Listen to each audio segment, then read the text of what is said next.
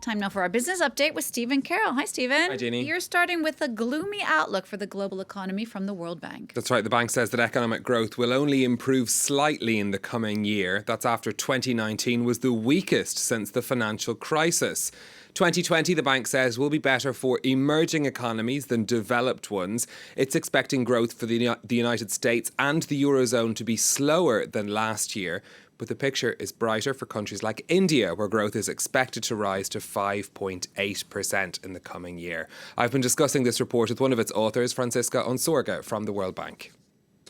So 2019 was an exceptional year. Global growth reached a post-crisis low of 2.4%. Emerging market and developing economy growth reached a post-crisis low of 3.5%. In the last couple of months, we have seen signs of stabilization. Business surveys have improved a bit. Some of the export numbers that have recently come out are a bit better. There is some signs that the trade tensions are easing. So we do expect a stabilization in 2020, but that is a pickup, an inching up of global growth from 2.4% in 2019 to 2.5% in 2020. And even that is a very fragile recovery. It essentially rests on a rebound in emerging market growth to 4.1%. And that in turn is itself driven by really strong rebounds in 8 emerging markets and developing economies that are coming out of a very difficult 2019. So there are big downside risks to this global growth outlook. So what sort of things should we be worried about then in the coming year? Is US-China trade tensions still a bigger concern this year as it was last year? So there are a number of downside risks to a global economy. One of them is that trade and tensions escalate again, and that would set back global trade again. Last year was really the year with the weakest global trade growth, less than 1.5% by our estimate. So we do expect a pickup, but that can be derailed if trade tensions intensify yet again in 2020. And you can see that full interview on People in Profit on our website, france24.com. Great show, People in Profit. All right, let's turn now to a big name in the airline industry who's stepping down. This is Willie Walsh. He's the chief executive of IAG, which is the parent company of British Airways, Iberia and Aer Lingus. Now, he oversaw the creation of this group when BA merged with the Spanish carrier in 2011. He's going to be stepping down in March when he'll be replaced by the current boss of Iberia, Luis Gallego. Walsh was at the helm of BA for 15 years and was known for his tough negotiation strategies with unions, which led to major strikes, including action by pilots last year that led to thousands of BA flight cancellations. How is that announcement going down on the markets? IAG shares just up slightly in trading in London today, around 1% gains. No major reaction from investors to that news. He had said that he would step down in the next 2 years, so not a huge shock for the company either. A better day, though, for Air France. Its shares are up by 4% in Paris after new figures showed an increase in passenger numbers in December. More broadly, European markets trading up today. The DAX up over 1%. Just a quick look too at what's happening on the oil markets after the roller coaster week we had over events in the Middle East. Prices slumped yesterday after President Trump stepped back from escalating tensions with Iran. Brent crude now trading around $65 a barrel. That's around the level that it was in the middle of December.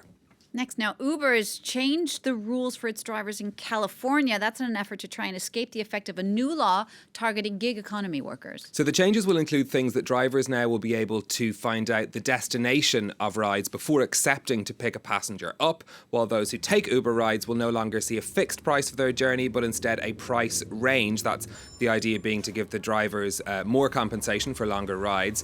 This is after a California law which requires all workers involved in what's called a company's core business to be classed as employees. Uber drivers are currently treated as independent contractors with fewer rights. The company's fighting to keep things that way.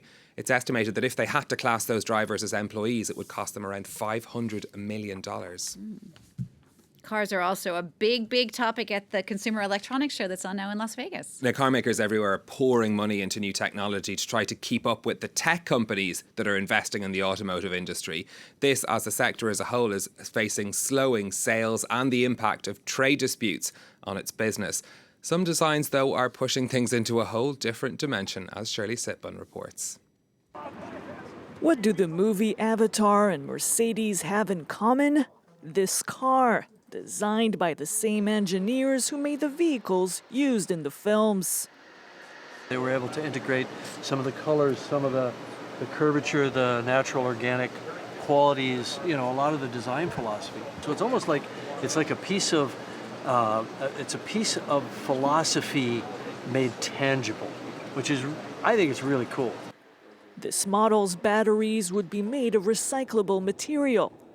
The car can recognize anyone who sits in it by their heartbeat and breath. This model by Toyota can do more than recognize its drivers. It may know them better than some of their friends. For example, you're having a little bit of a down day, the car notices this through biometrics and will actually suggest to you, hey, why don't we go take a visit to that favorite spot of yours in the park, or well, this favorite movie of yours is playing at 7:30 p.m., why don't we get some tickets? The whole driving experience is set to change, like with this model offering an augmented driving concept.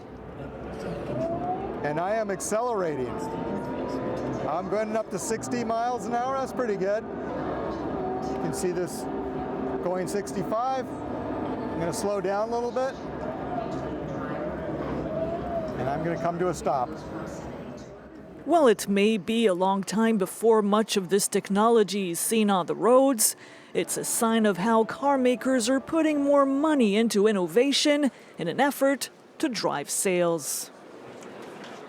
All right, let's wrap up now in the TV world, where a new rival to Netflix is hoping to win viewers with TV shows that are just 10 minutes long. These were details also announced at CES. It's a company called Quibi. They're targeting younger smartphone users with bite-sized videos and shows.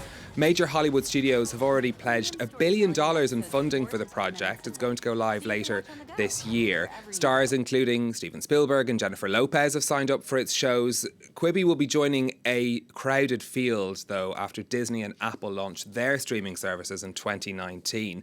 Perhaps no surprise everyone's trying to get into this market. It's estimated the streaming market will be worth 620 billion euros over the next 5 years. There's lots of money out there for people to try and get their hands on. And a lot more stuff to watch, as if we didn't have enough already. Stephen, thank you so much for that look at the business news.